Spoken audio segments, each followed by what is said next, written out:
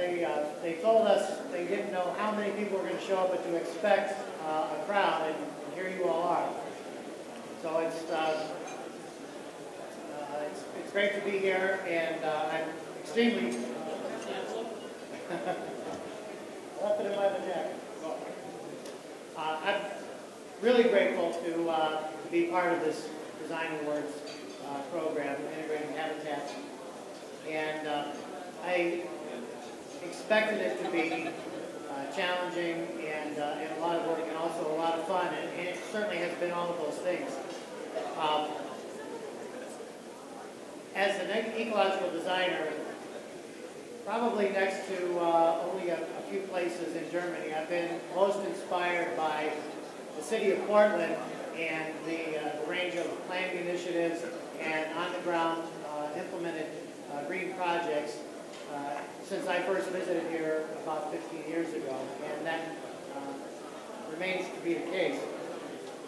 And I think it's in part a tribute to the green leadership that is present in this room and beyond that is an essential component of making these things happen. This Integrating Habitat Design Competition, I think, serves a couple of things, one of which is to raise the awareness and communicate the idea of green development as a way to improve our communities, our health, and our economy. And I think that this program is working to accomplish that.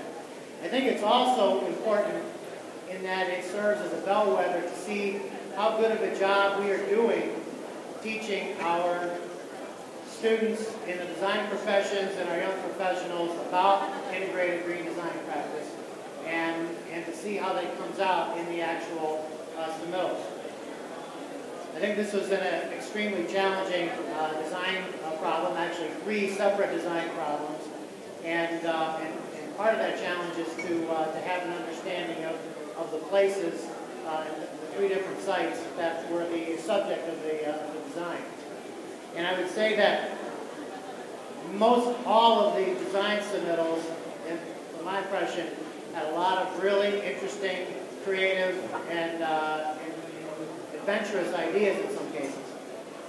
The thing that will, I believe, come out as you see the actual winners of the awards is that those that really integrate a variety of disciplines into the solution: architecture, green building practice, sustainable site, water, integrated green water management, and ecological landscape restoration, are those that are closest to achieving the goals of the competition.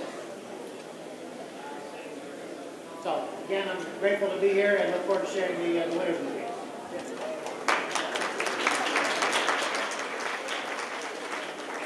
I think David said most of what I'd like to say. I'd like to just say that I was deeply honored to be part of this panel. We were extraordinarily blessed as a community to have jurists of this caliber arrive in our community.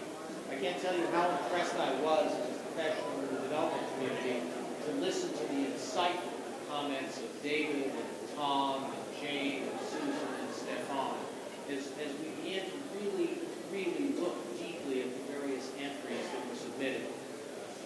I am enormously impressed by the fact that we had 107 highly competent responses from 7 countries.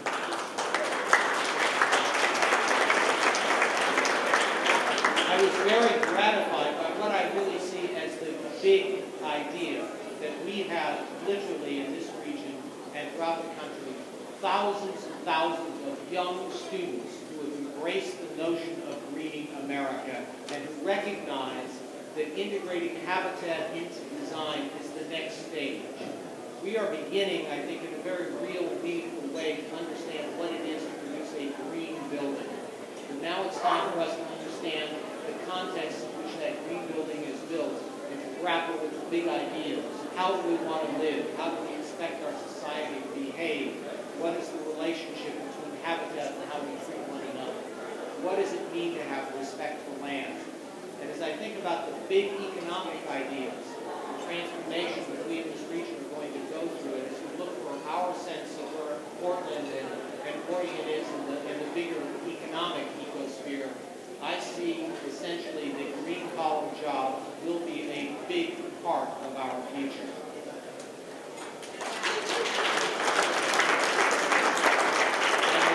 We, as a community, are deeply grateful to have the University of Oregon and PSU so deeply embedded in our community and developing master's candidates in sustainability studies and environmental studies, and that we will have the talent necessary to really bring our way of thinking to the rest of the country and perhaps the world.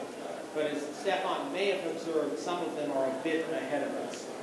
But my general impression of this is that it was an incredibly interesting and I think thought-provoking and, for me, educational experience. I'm honored to be part of this panel and recognize that, much like getting into an elite college, this was geographically pursued best. Hi, everyone. I am the Word, He is the water.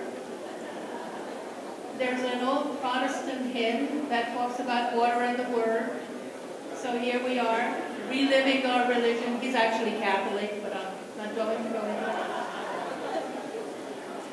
I'm Susan Sanasi, and I hope you can hear me back there. I think there was a little bit too much of that salmon wine back there.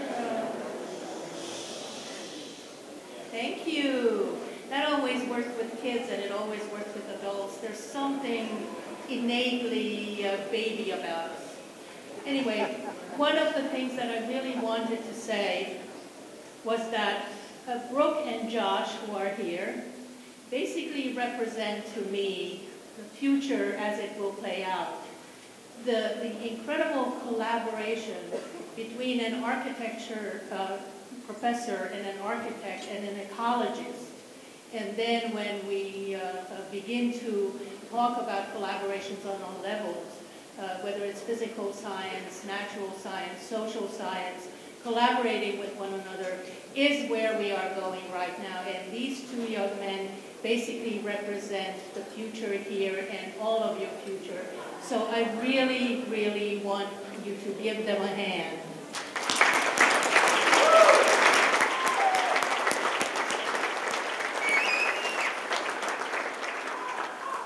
I was incredibly impressed by the program that they wrote, how sensitive it was both to architecture, to place, to nature, which brought things together in such a uniquely thoughtful way that I was actually reading the brief, the competition brief on the plane, and I was thinking, how are we ever going to put our arms around these projects? I mean, they are so complex.